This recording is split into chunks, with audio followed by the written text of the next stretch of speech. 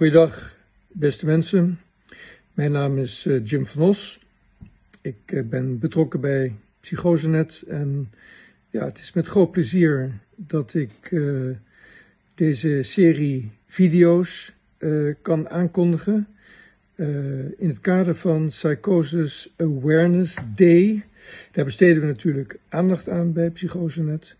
En ja, PsychoseNet is zeer dankbaar dat Valérie, die stagiaire was bij PsychoseNet de afgelopen maanden, een aantal leuke video's heeft gemaakt in het kader van Psychose Awareness Day, waarin zij onderzoekt met ervaringsdeskundigen van hoe je nou omgaat eigenlijk breed met psychische kwetsbaarheid. Ik denk dat dat een belangrijk thema is in het kader van Psychose Awareness Day.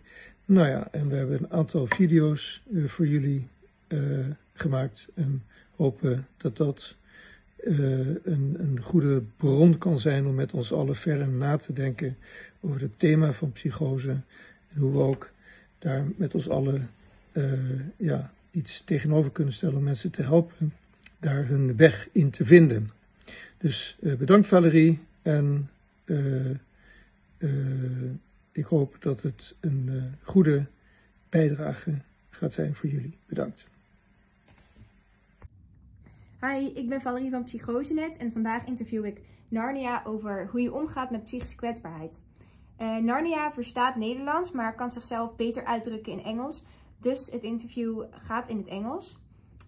Dus daar ga ik nu op overschakelen. De eerste vraag die ik Narnia wil stellen is de volgende. Narnia, do you want to tell something about yourself? Yes, I am studying psychology and law at the University College Utrecht. That's the international campus of Utrecht University. And I'm 22 years old and have also experienced several psychological issues over my lifetime. This has also encouraged me to study psychology so that I can help other people to also overcome their psychological pain. At least that is my plan. And how do you cope with psychological issues? What I found really helps is doing art. I have my own art page and I draw people's pets. This actually started when I was a child. I come from a family of artists and so I grew up in an environment where we were always exposed to artistic things. There were always paintbrushes around the house. I find that when I paint and draw, that's the only time that my head stops thinking and that in a way there is just the stillness and I'm able to fully immerse myself in something and distract myself from any pain that I may be experiencing. It is sometimes hard though, depending on the intensity of how I'm feeling to start drawing, but when I do, I do find that I really feel better and that the art in a sense acts as a therapy for me. And what hinders you to cope with psychological issues? I think one of the greatest hindrances, especially if you have issues with overthinking or alexithymia, is social media. Because when you're constantly overstimulated by the modern world and you then go onto social media as a distraction because you think that if you're flooding your senses with something else, you can distract yourself from your thoughts. What actually happens in my experience is that your thought processes are actually strengthened and the negative effect is strengthened because you're exposing yourself to very idealized images of society and of society's ideals. I think that it depends really on who you follow, but the algorithms that are being used now are very strong.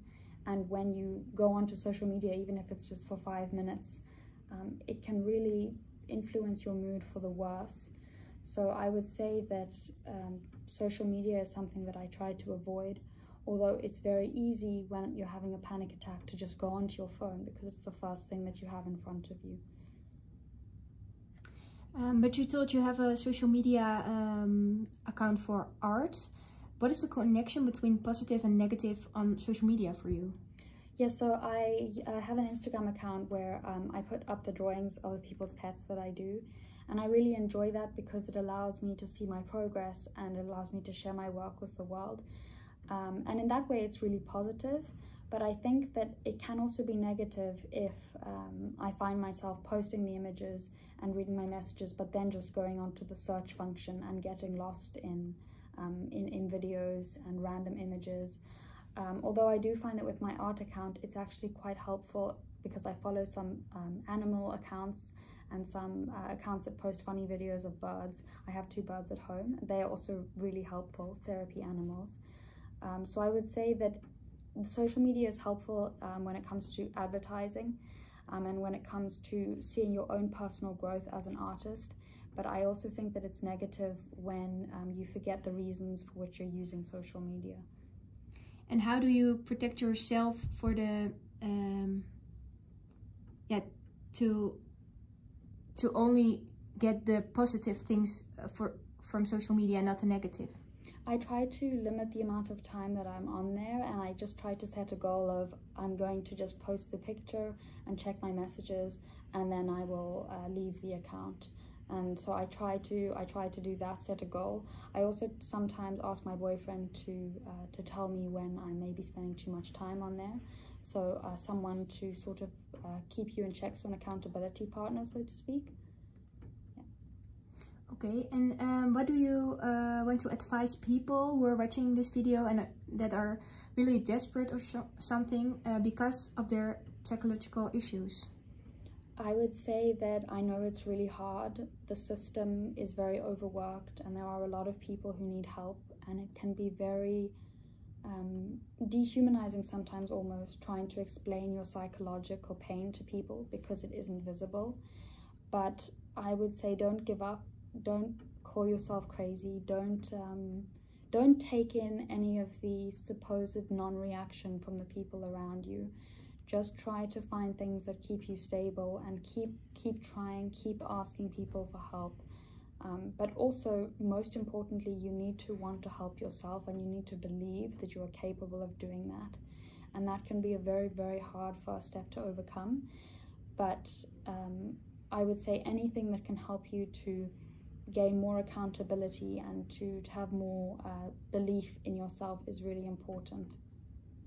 You said something about the system, the humanizing system. Yeah, do you want to say something more about that? Well, what is that? What means that for you?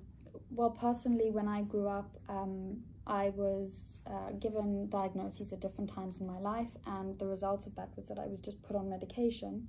I wasn't given psychological help. I grew up in South Africa though, and it's very difficult to get psychological help there, especially if you come from a family which doesn't earn much money.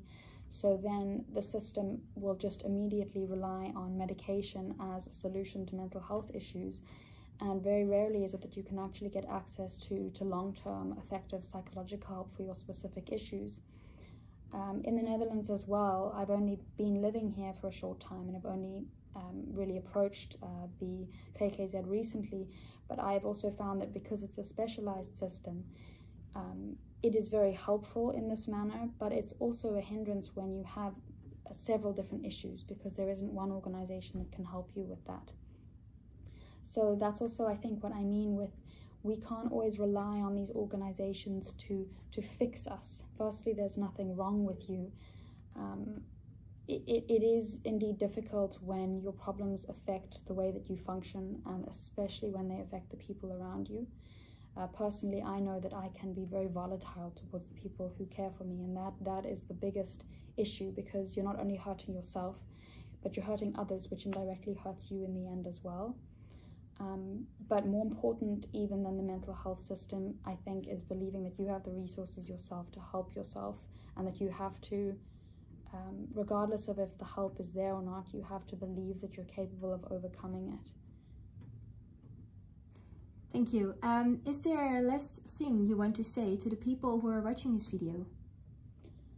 I would say that you need to believe that you're capable of getting through what you're going through, but that in a way you also need to realize that there are more people out there struggling than you think. It's very easy to live in our own worlds and to create this narrative that everyone around us is judging us, or that they are all happy and that they are all psychologically healthy. So many people are struggling, and I think if you would just stop and ask them and really just express your suffering, you will be helped and you will be understood more than you think, even if it's not by professionals. So just keep an open head, and be kind to yourself. So the thing is, search for a connection with other people. Exactly. I think connection is one of the most important things. Even, I mean, regardless of labels, just talking to people, finding people that you get along with, that you have a click with. In university, it is quite difficult. I think it's difficult even in the working world when you have a difficult schedule. But a connection doesn't need to be with people either. It can be with a hobby. It can be with animals. I have 2 birds personally. I know other people have cats or dogs or horses. Animals can really help to calm you down. Art can really help. Dancing, singing, acting. It's just all about bringing yourself to the state where your emotions are not taking charge of your actions. Because when you're incredibly anxious and you feel, at least in my experience, you feel like your head is attacking you and no one can see that, what you really need is something to just remind yourself that you are here in physical reality. And ironically, the way that you can do that is by immersing yourself in something which maybe removes you from reality a bit. So the head conclusion is everything is therapy, not only talking? Yes, I think everything can be therapy, but I also think that things should be done in moderation, because and too much of a good thing is not good either. I don't think you should run 40 kilometers every day, or paint 50 pictures a day, or talk yourself sick. But I think that if you can find a balance of all these different things and weave them together, you can help yourself. Okay, thank you very much. Thank you.